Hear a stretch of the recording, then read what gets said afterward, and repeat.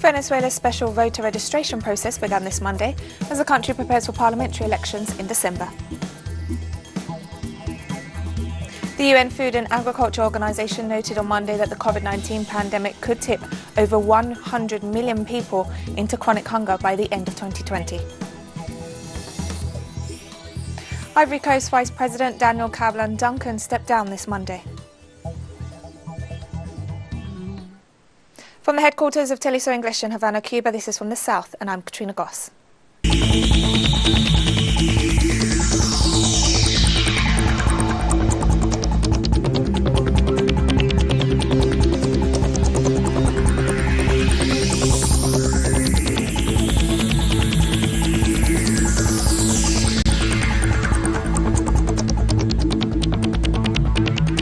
We begin in Venezuela, where the special voter registration process began this Monday to guarantee the maximum citizen participation in the parliamentary elections to be held on December 6th. The process will be extended until July 26, while 551 registration points have been activated across the country under strict health measures due to the COVID-19 pandemic. During the next 2 weeks, Venezuelan voters will be able to register or update their personal information, such as changing their address and polling station. More than 1,100 electoral agents will be on hand to assist voters between 8 a.m. and 1 p.m. every day. Colombia is facing a critical situation due to the rapid spread of the novel coronavirus. The increase in COVID-19 cases places Colombia as the fourth most affected country in South America, reporting more than 150,000 cases and over 5,000 fatalities. The spread of the virus in the country coincides with the economic reopening plan promoted by the national government. Meanwhile, health workers denounced a lack of supplies to treat patients, while the demand for intensive care units continues to grow and hospitals are overcrowded. Mexico has now reported almost 300,000 COVID-19 cases after reporting almost 4,500 new cases on Monday. During his usual press briefing at the National Palace, the Mexican Undersecretary of Prevention and Health Promotion reported that the current cases, 29.26%, are hospitalized and 70.74% are receiving outpatient treatment. He also noted that more than 184,000 patients have recovered from the virus, which he said was very encouraging. Meanwhile, the COVID-19 death toll stands at over 35,000. The doctor called on the population to continue to follow guidelines to curb the spread of the virus. Amidst the COVID-19 pandemic, Cuba is manufacturing ventilators which are essential for the treatment of critically ill COVID-19 patients. The locally produced medical equipment, aside from providing assisted ventilation, includes oxygen measurement capability and applications with offline support. The ventilators are being developed at Havana's Neuroscience Center with funding from the European Union and the NGO Medicuba Switzerland, among others. The ventilators are expected to be ready by October. At the beginning of the pandemic, the Cuban government attempted to purchase several ventilators, but was unable to do so due to the criminal United States blockade against the island. On July 18th and 19th, the Concert for Cuba from Chicago's Hot House will unite artists online against the US blockade. The star-studded event will condemn the economic, commercial and financial blockade imposed on Cuba by the United States for almost 6 decades. Musicians Diane Warwick, Michael McDonald, John Caleri and many others will feature. The online concert will also see performances by Cuban stars such as La Orquesta Aragon, Alexander Abreu, Los Bamban, Omar Potundo, among others. The event also supports the nomination of Cuba's Henry Reeve International Medical Contingent for the Nobel Peace Prize for its contributions to the fight against the novel coronavirus pandemic.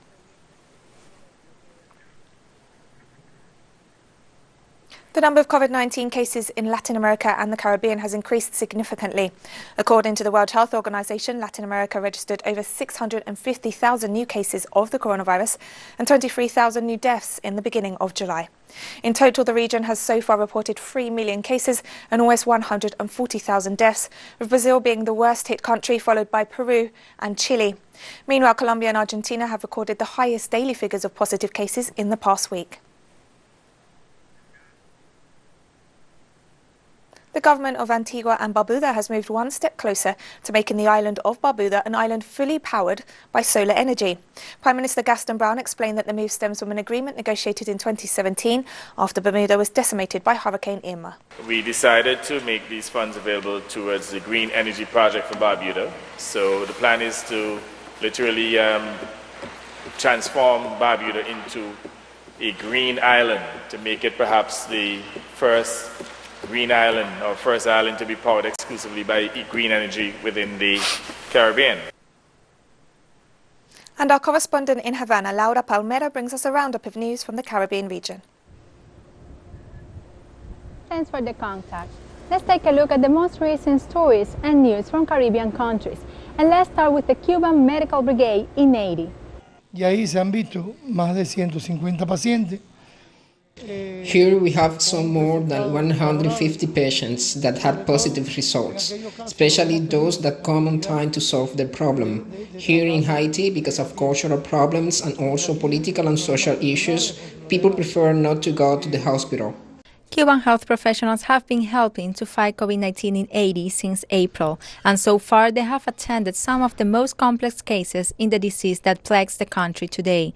The 20 specialists of the Henry Reeve Brigade work in the main treatment center of the National Public Health System, located in the Central Avenue of Delmas in the capital. Possibly the most complex morbidities handled are assumed by Cuban health professionals, taking into account the confidence that the Asian people have in their work. Among the most common morbidities treated by the doctors are hypertension and diabetes, ailments suffered by some 2,350,000 Haitians. Haiti has recorded 6,690 COVID-19 cases and 139 deaths so far, mainly in Port-au-Prince, which accounts for more than 74% of the confirmed cases and almost half of the deaths. Next December, the Cuban Medical Brigade will celebrate 22 years of presence in Haiti after earthquakes, hurricanes, and a cholera epidemic. They now face the COVID-19 pandemic with encouraging results and the same commitment made 2 decades ago. 1 week after the presidential and legislative elections in the Dominican Republic, the total number of legislators that will make up the Chamber of Deputies remains to be defined. Dominicans went to the polls on July 5 to elect the president, vice president, 32 senators, and 190 deputies. And today, the final results are not known at the level of the latter. The demarcations with the greatest drawbacks are the National District and the Santo Domingo Este municipality of the Santo Domingo province, and the authorities blame the delay on the poor complexions of the minutes by the members of the Electoral College.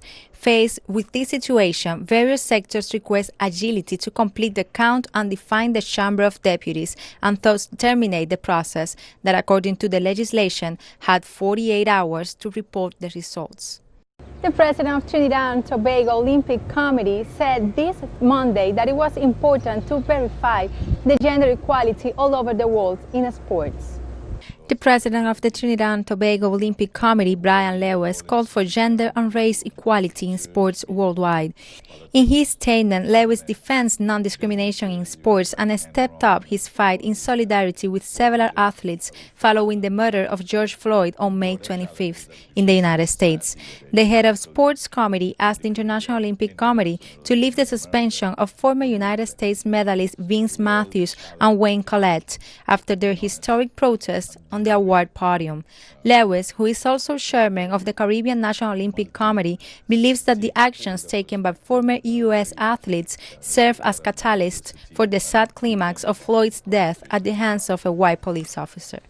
And these are the most recent stories and news from Caribbean countries. Let's go back with you in the studio. Thank you, Laura, and we're taking a very short break now, so don't go away.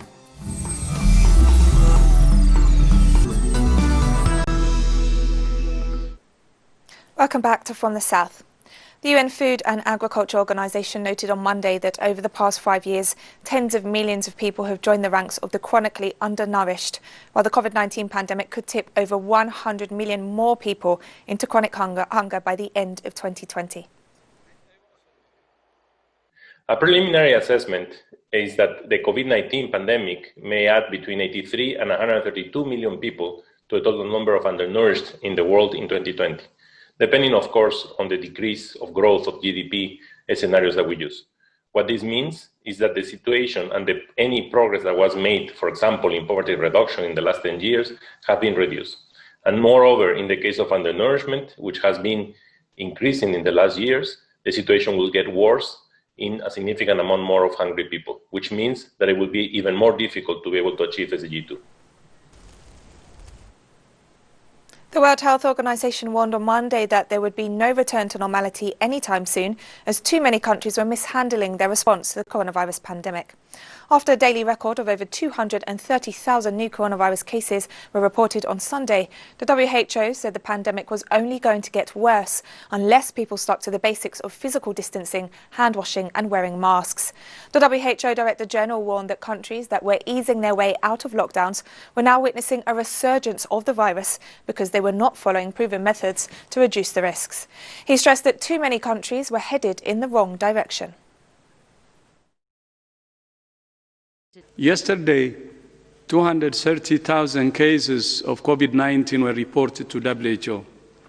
Almost 80% of those cases were reported from just 10 countries, and 50% come from just 2 countries. Although the number of daily deaths remains relatively stable, there is a lot to be concerned about. All countries are at risk of the virus, as you know. I want to be straight with you. There will be no return to the old normal for the foreseeable future. I repeat, there will be no return to the old normal for the foreseeable future. But there is a roadmap to a situation where we can control the disease and get on with our lives.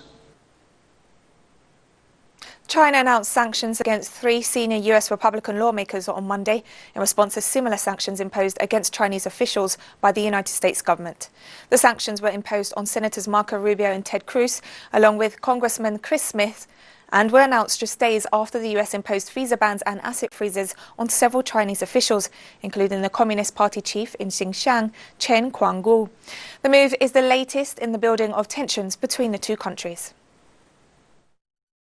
In response to the U.S. wrong actions, China has decided to, from this day, apply corresponding sanctions to the U.S. Congressional Executive Commission on China, U.S. State Department Ambassador at Large for International Religious Freedom, Sam Brownback, Senator Marco Rubio, Senator Ted Cruz, and Representative Chris Smith. We urge the U.S. to immediately withdraw its wrong decision and stop any words and actions that interfere in China's internal affairs and harm China's interests. China will make a further response depending on the development of the situation. The U.S. boasts of its strong values, but why it is so afraid of a social media liked by young people for easily sharing entertainment videos? Why is a strong United States so fragile? I think this is a question worth pondering over. I hope Navarro and his colleagues, as well as the officials of the United States, should seriously consider. Turning to the United States now, where the presidential race continues, with the latest poll confirming that Democratic candidate Joe Biden is about 5 points ahead of President Donald Trump in the southern state of Texas. According to a poll conducted by local media and the University of Texas, Biden would get 46% of the state's vote, while Trump would secure 41%, while 14% of voters have yet to decide whom to vote for. Texas represents one of the electoral strongholds of the current president, and no Democrat has managed to win the state since Jimmy Carter. The presidential elections will be held in November this year. And the United States on Sunday reported over 62,000 new COVID-19 cases, according to Johns Hopkins University. The total number of confirmed cases now stands at over 3.4 million. Meanwhile, the death toll has risen to almost 138,000. German Chancellor Angela Merkel noted it is unclear whether EU leaders will reach an agreement on a €750 billion pandemic recovery fund during this week's summit, amid resistance from some member states. We will discuss on Friday how we can reach a common agreement. We still have different positions. I cannot say whether we will reach an agreement on Friday, but it will in any case be good for Europe. The task is immense, and so the answer must be great, and it is not possible to commit to all the details in advance, but a special effort is needed that makes it clear that Europe wants to stick together in these difficult times. This has a political dimension. European Union Foreign Policy Chief Joseph Borrell called on the Turkish government this Monday to create an environment of trust as diplomatic tensions continue over Turkey's latest moves in the eastern Mediterranean and its relations with Libya. A consensus among member states that the European Union-Turkey relations are currently under continuous strain, that there are worrying developments, in particular in the eastern Mediterranean regarding Libya, that affects directly our interests. Thus, several serious issues must be addressed by Turkey in order to change the current confrontation dynamics and create an environment of trust with Turkey, which everybody wishes. But we stress also that the Turkish unilateral actions, in particular in the eastern Mediterranean, which run counter to EU interests, to the sovereign rights of European Union member states, and to international law, must come to an end. The United Arab Emirates is preparing to send a probe to Mars in another major milestone.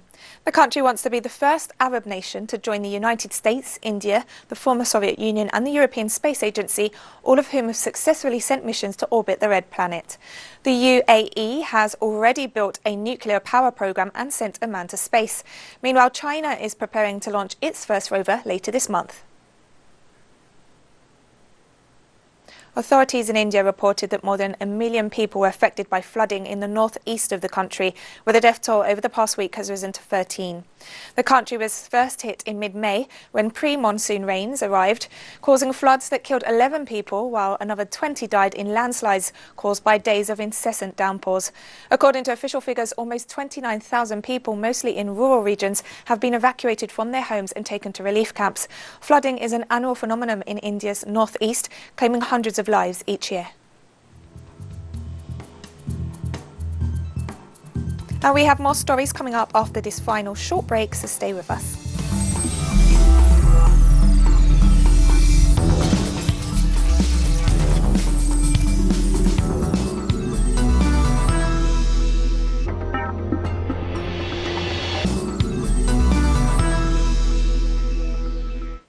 Welcome back to From the South. Ivory Coast Vice President Daniel Kablan Duncan stepped down this Monday. The announcement came just days after the sudden death of Prime Minister Amadou Gon Coulibaly on July 8th. According to a statement read by Chief of Staff Patrick Achi, the Vice President handed in his resignation to the President, citing personal reasons, on February 27th, and after several conversations, the President accepted it.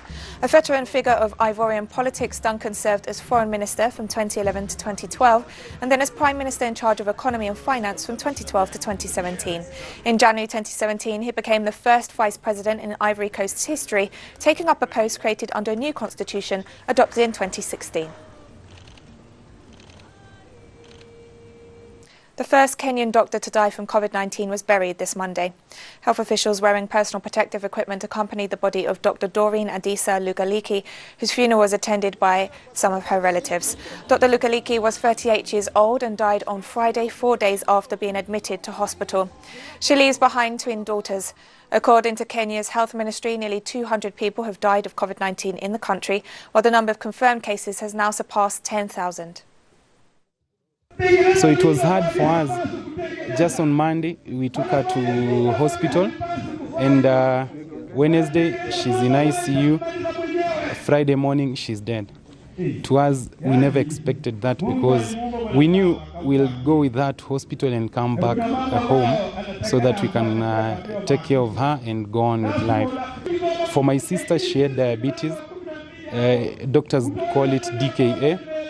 And that is what killed her. So please, the people should avoid this stigmatization. It feels so bad when somebody looks at you like he wants to run away from you and think maybe you can. Morocco on Monday announced a return to lockdown measures in the northern port city of Tangiers in the face of a new outbreak of the novel coronavirus weeks after easing nationwide restrictions. The city of about 1 million inhabitants was locked down at noon local time, with public transport suspended, cafes and public spaces closed and movement restricted. Residents are only allowed to leave their homes in cases of extreme necessity. The Interior Ministry said that exceptional authorization from local authorities would be required for movement within or beyond the city. Morocco, with a population of 34 million, has recorded almost 16,000 cases and 255 deaths.